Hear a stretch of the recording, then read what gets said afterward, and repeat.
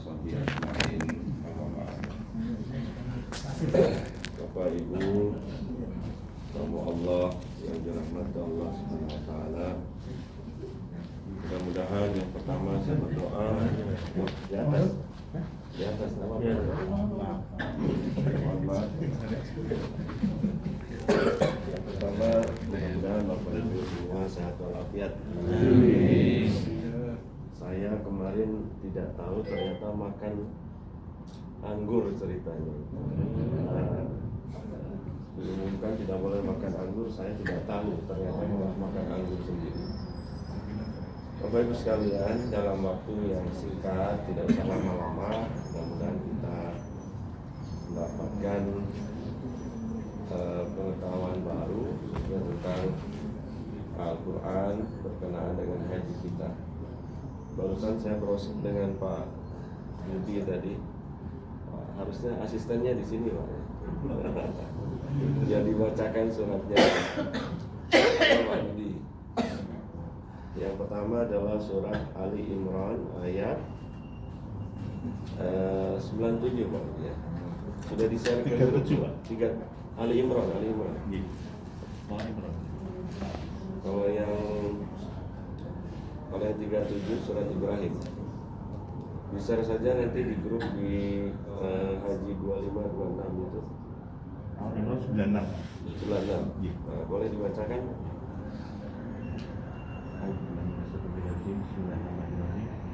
Inna awwala baiti wudi'a nasil lalladhi jibbaka mubaraka wa hudan lil alamin. Ya. Bisa buka HP-nya masing-masing. Allah Subhanahu wa taala berfirman dalam surat Ali Imran 96, inna awwala baitin wuddi'a lin-nasi lalladzi bi Bakkata mubarakan wa hudan lil alamin ya. Lil alamin. Artinya kira-kira begini, bahwa Allah Subhanahu wa taala wuddi'a lin-nasi, Allah meletakkan Baitullah atau rumah untuk ibadah pertama kali di dunia ini adalah di Bakkah, lalladzi bi Bakkata mubarakah, yaitu adanya posisinya adalah di Mekah Al-Mukarramah yang mubarakah. Mubarakah itu artinya diberkahi sekitarnya, termasuk kita ini sekitar Mekah Mukarramah diberkahi oleh Allah Subhanahu wa taala. Wa hudan lil alamin, dan sebagai petunjuk bagi seluruh alam. Bapak Ibu sekalian, dalam sejarah kita lihat, kita baca bahwa awalul baitin ini ada yang meriwayatkan sudah diletakkan pertama kali oleh Adam alaihissalam. Kemudian masuk masa Ibrahim alaihissalam, Allah memerintahkan untuk meninggikan Ka'bah. Ada ayat khusus yang mengatakan wa yarfa'u Ibrahim, bahwa ketika itu Ibrahim itu diminta untuk meninggikan. Dulu Ka'bah mungkin tidak kelihatan, terkubur oleh tanah. Kemudian di masa Ibrahim ditinggikan. Ketika meninggikan, kemudian Ibrahim itu bahasa Jawanya anci-anci itu ya, karena tinggi sekali. Kemudian Ibrahim itu anci itu apa bahasa Indonesianya? Anjat. Anci itu apa bahasa? Bahasa Indonesianya nggak ada Pak ya. Ternyata bahasa Indonesia miskin Pak ya. Nggak punya bahasa anci itu ya. Nah, tempat anci-ancinya Ibrahim alaihissalam itulah yang disebut dengan Maqam Ibrahim. Jadi Maqam Ibrahim itu bukan makamnya, makbarahnya Ibrahim alaihissalam, tapi tempat Nabi Ibrahim menginjakan kaki ketika memasang batu-batu atau batako Ka'bah. Sedangkan makam Ibrahim atau makbarah Ibrahim Saya pernah klarifikasi dengan orang, kebetulan di Palembang saya ketemu orang Palestina. Saya tanya, betul nggak di sejarah itu Nabi Ibrahim memang di Palestina? Dia mengatakan iya. Ada komplek di situ di Palestina, ada komplek kuburannya Nabi Ibrahim alaihi. Nabi Ibrahim alaihissalam mendapatkan wahyu dari Palestina ke Makkah Al-Mukarramah. Boleh dicek itu berapa kilo itu. Membawa si kecil Ismail dan juga membawa istrinya. Siapa istrinya? Hajar. Siti Hajar. Siti Hajar. Siti itu apa Siti, Bu? Sayyidah tidak. Sayyidah. Siti itu tanah ya? Nah ini yang sedikit mungkin pandangan. Siti niku ringkasan dari Sayyidah. Jadi kalau dalam lagu-lagu Arab, kalau ada namanya Siti, itu berarti Sayyidati, disingkat. Kalau Sayyidi disingkat jadi Sidi, tapi bukan Sidi itu ya. Nah, Siti Hajar itu dibawa oleh Ibrahim dari Palestina sampai ke Mekah Al-Mukarramah. Saya baca di sejarah, ada enggak suami yang begitu tega meletakkan seorang istri di padang pasir yang tidak ada apa-apanya? Maka beberapa sejarah mengatakan Siti Hajar ini orang yang iman pada Allahnya itu 100%. Hanya mengatakan pada Ibrahim, wahai suamiku, apakah aku diletakkan di padang pasir ini di Mekah kita, di dekat Ka'bah itu karena perintah Allah atau bukan? Ibrahim mengatakan ini perintah Allah. Siti Hajar langsung diam. Dia yakin ketika itu perintah Allah, maka semua akan selesai. Nah, maka disitulah surat yang kedua tadi, Pak. Surat Ibrahim ayat 37. Kita akan melihat betapa fenomena Mekah ini betul-betul menakjubkan dan betul-betul janji Allah itu memang terkabulkan. Dalam surat Ibrahim ayat 37 itu Ibrahim alaihissalam berdoa ketika mau meninggalkan Siti Hajar di tengah padang pasir.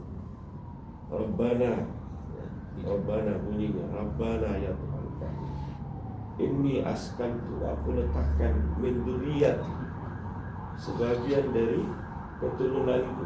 Di situ ada Siti Hajar dengan Ismail kecil itu. Biwadin, dalam satu wadi. Wadi itu artinya lembah.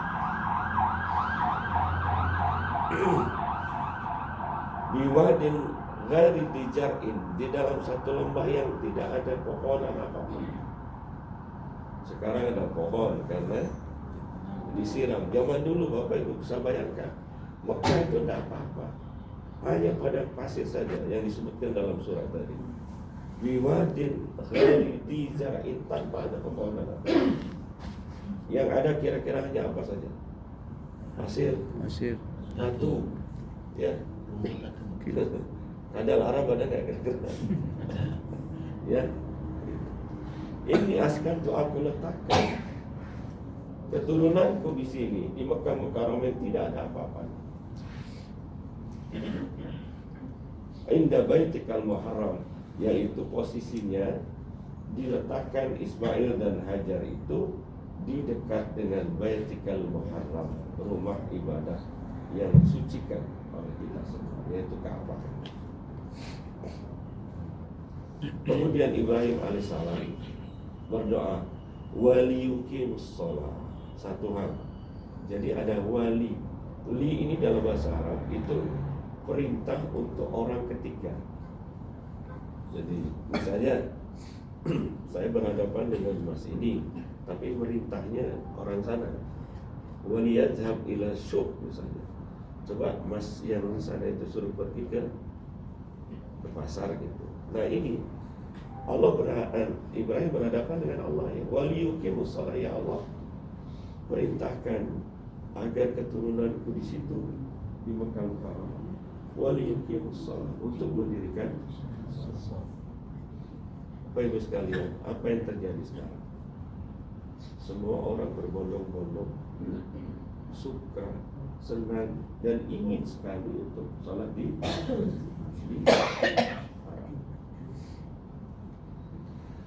Bahkan janji Allah itu tidak hanya memerintah, tapi menjanjikan tadi.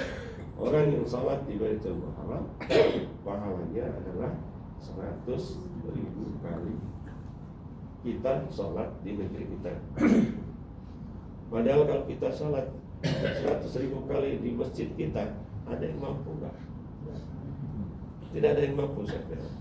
Oleh karena itu, Nabi Ibrahim alaihissalam berdoa dan Allah mewajibkan kita sholat fardu maupun sholat sunnah diganjar dengan 100 atau 100.000 kali kita sholat di negeri sendiri.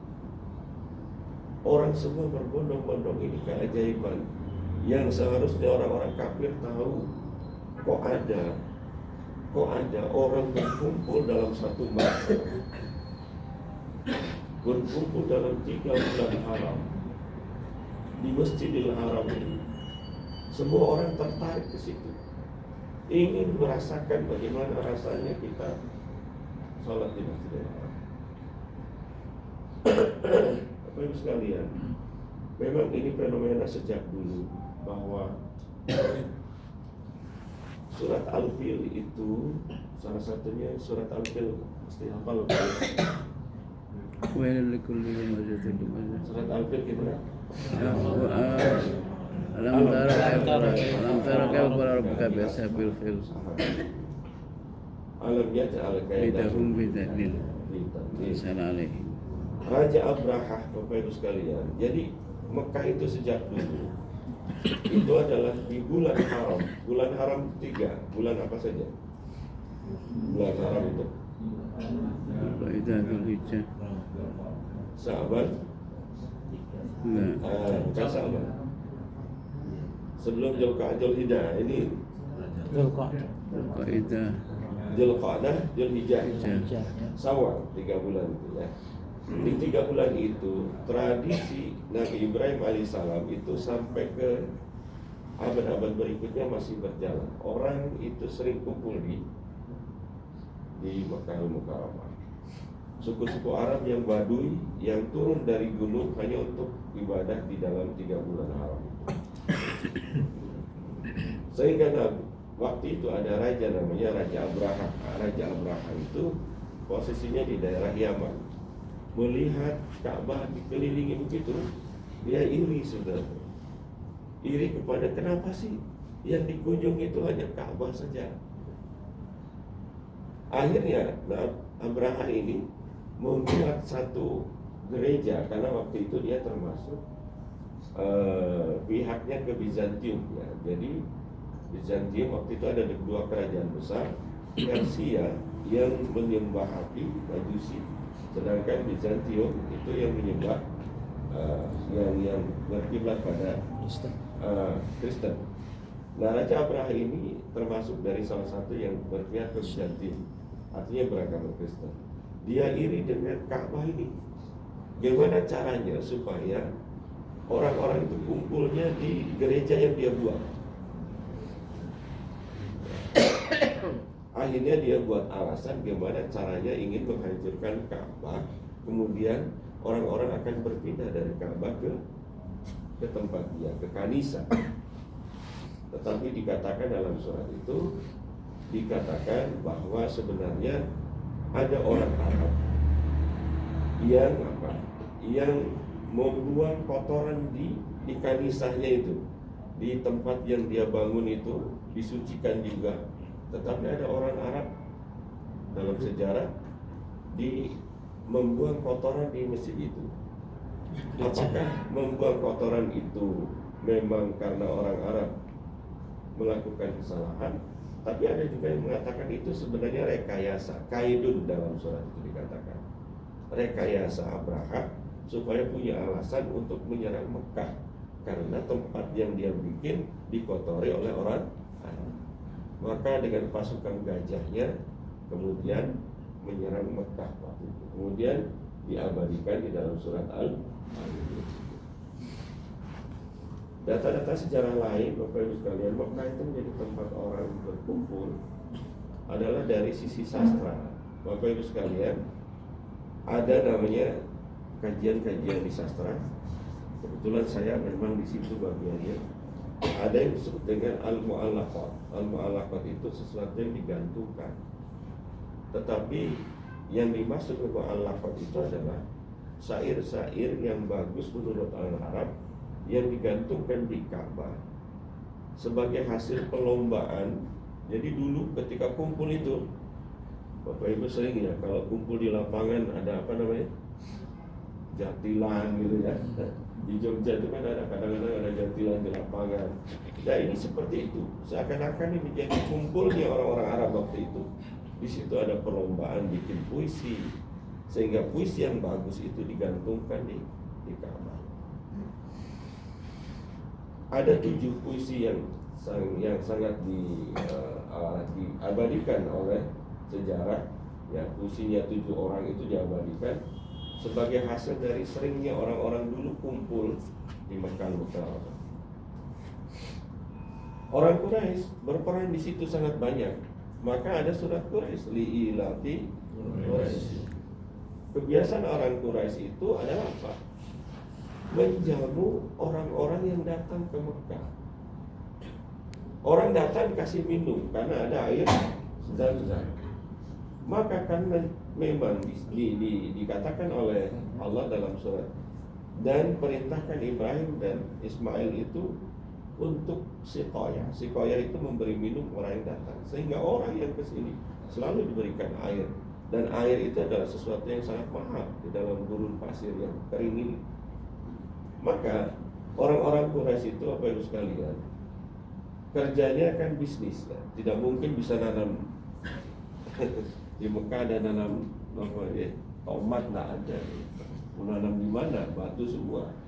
Maka satu-satunya profesi orang Quraisy adalah berjualan. Maka dalam surat Quraisy itu dikatakan, mi'ilah fi Quraisy, kebiasaan orang Quraisy apa rihlat asy-syita'i was-sayf. Mereka itu pergi ke asy-syita, musim dingin dia pergi ke sebelah utara. Utara itu mana? Saya nggak tahu. Utara mana? Sana ya. Di sana kira-kira ada negeri apa?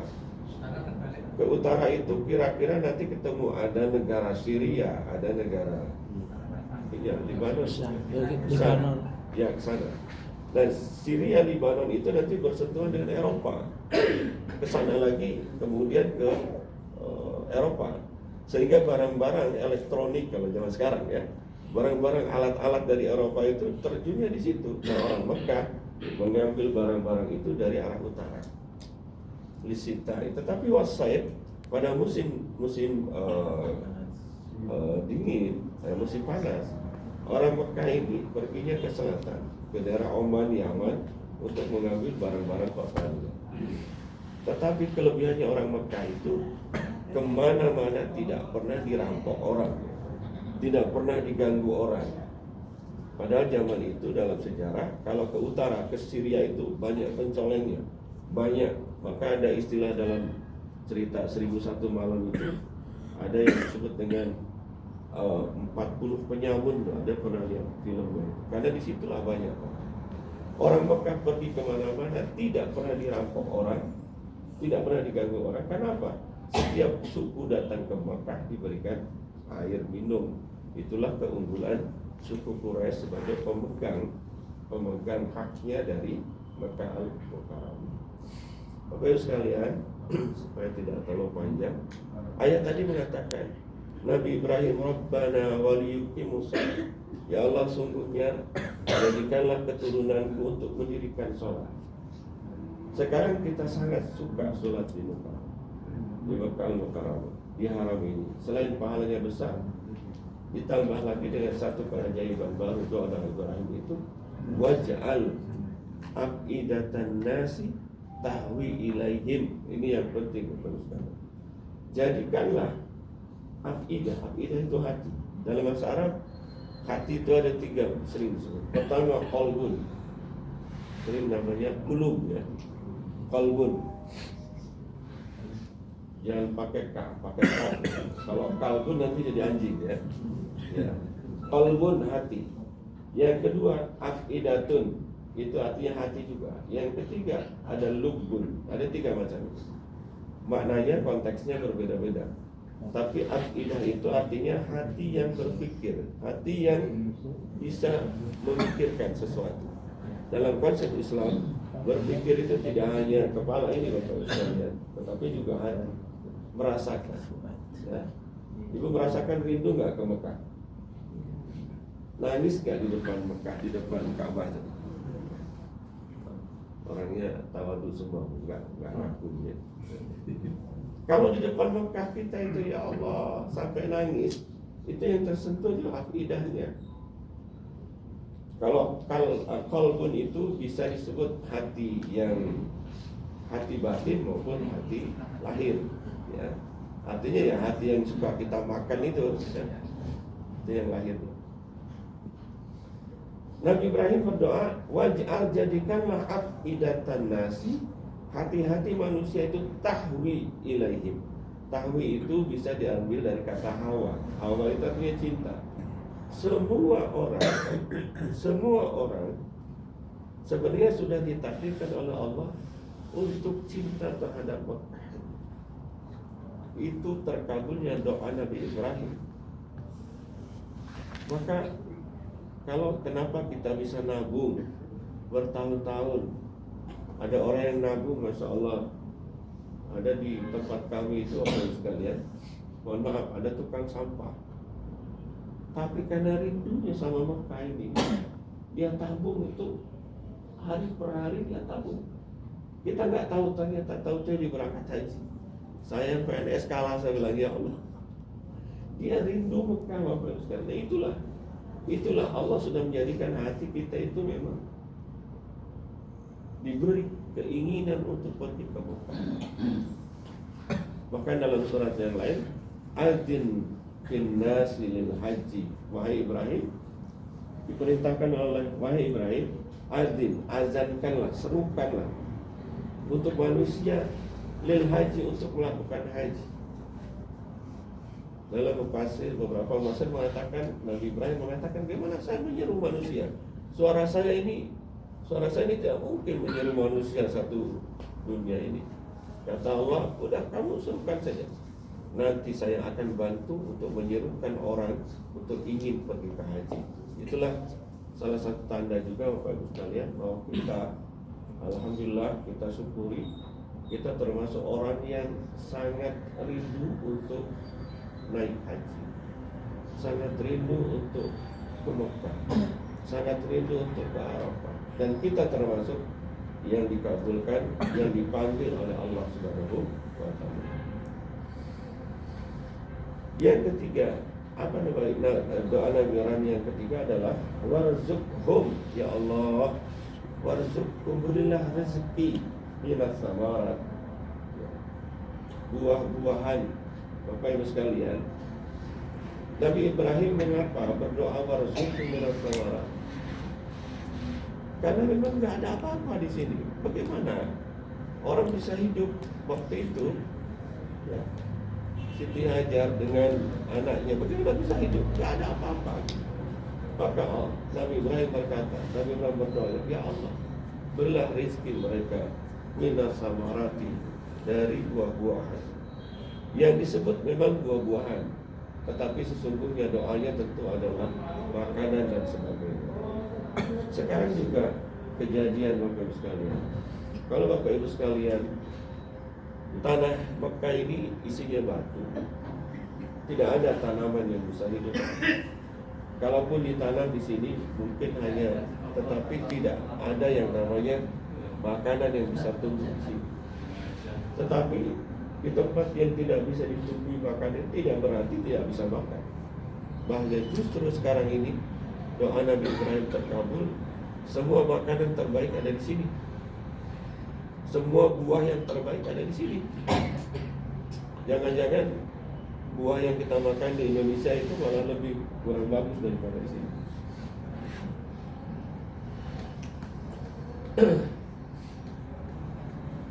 Coba lihat Bapak Ibu sekalian, Saya pernah dulu tahun 2000 berapa itu, 2006 itu, saya dari Mesir itu haji naik kapal ke sini. 3 hari 2 malam naik kapal. Sampai di Jeddah, atau di perjalanan itu saya capek juga seperti ibu ya. Akhirnya jalan ke dak atas, jalan ke dak bawah. Saya coba penasaran ke dak yang paling bawah, apa yang diambil? Ternyata itu adalah buah-buahan dari Mesir itu diambil yang terbaik semua. Jeruk sankis itu besar-besar. Jadi mohon maaf, yang kita makan kecil-kecil itu mungkin ya hanya untuk kita aja orang Indonesia. Yang dikirim dari sana itu besar-besar Bapak Ibu sekalian.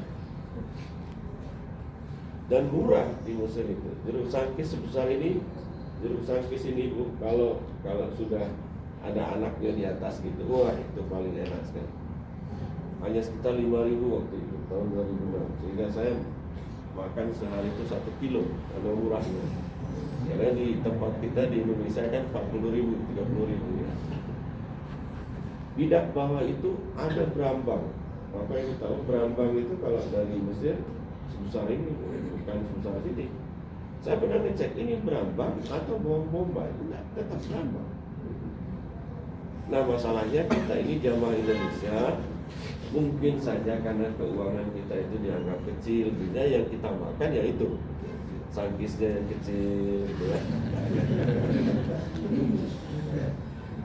Pengalaman saya di 2022 kemarin umroh di sini, saya diletakkan di Madinah itu ternyata di hotel yang bintang 4, bintang 5 ya. Masuk ke ruangan ada 5 orang, disuruh bikin kopinya. Saya sudah dipakai alatnya ini, alat kopi itu. Kita akhirnya nggak bisa minum kopi. Kenapa? Nggak bisa gunakan.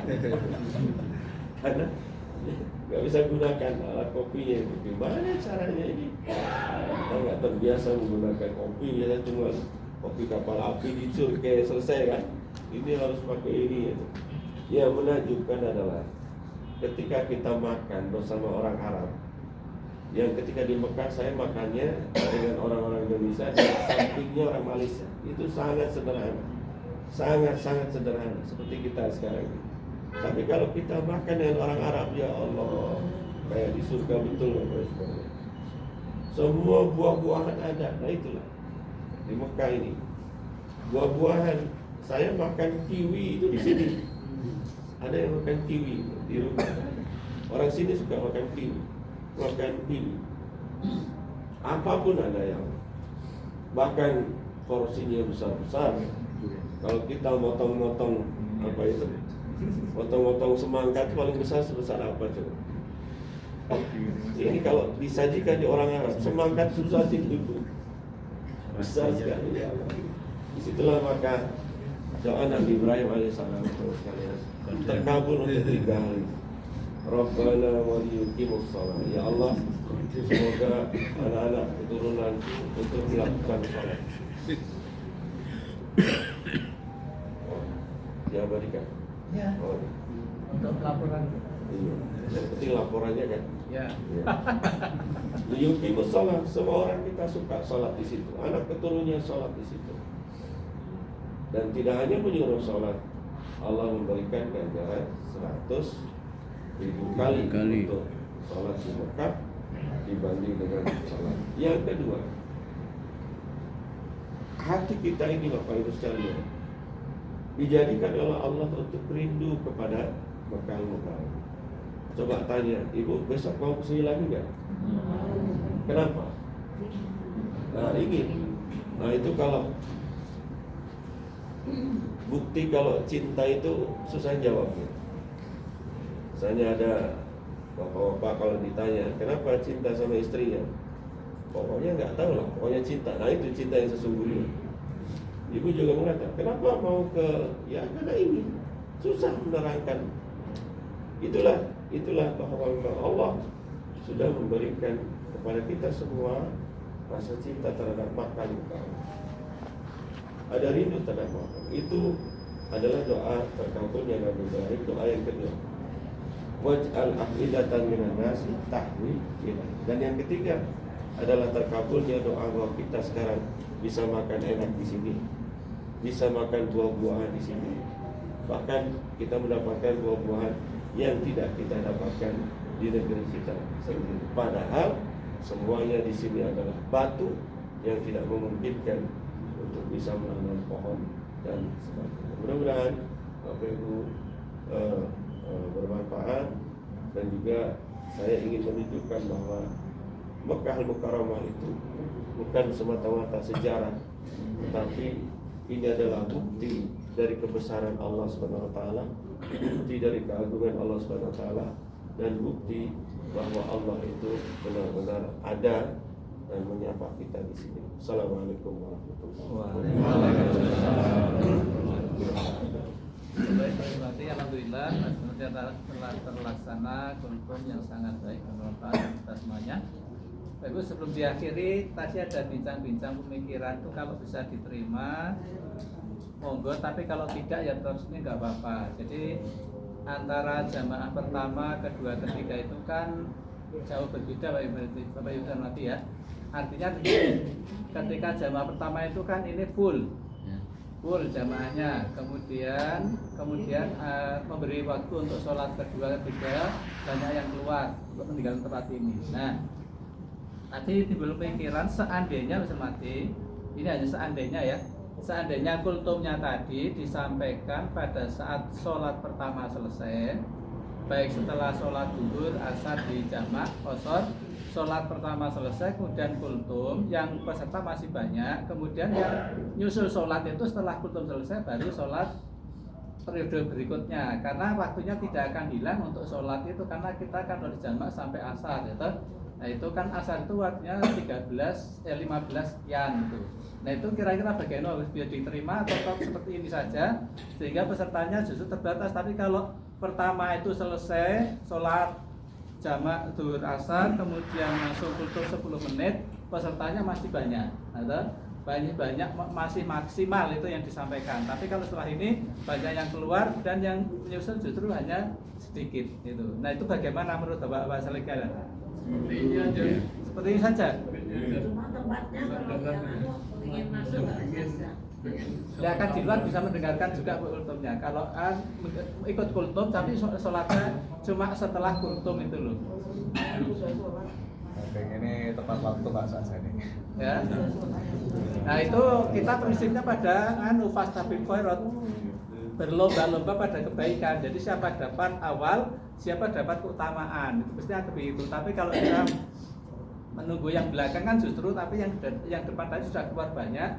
Sementara kita masih menunggu yang belakangnya, justru pesertanya ya banyak seperti ini, bermanfaat, tetapi tidak sebanyak pada waktu sholat pertama. Itu kemanfaatan.